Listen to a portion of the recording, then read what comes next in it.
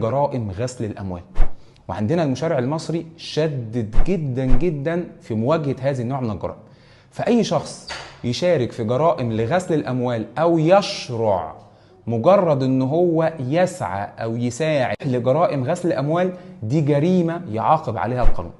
تخيل ان النوع ده من الجرائم العقوبة بتصل فيها للسجن مدة لا تزيد عن 7 سنوات، وغرامة تشكل مثلي الجرائم المستخدمة في ارتكاب هذه الجريمة.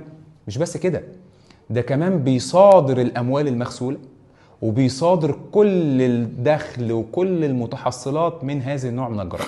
ودي جريمة بيعاقب عليها قانون مكافحة جرائم غسل الأموال رقم 80 لسنة 2002 وتعديلاته في القانون رقم 17 لسنة 2020، واللي أضاف الأصول والأموال الافتراضية كسبيل وطريق لغسل الأموال الغير مشروعة.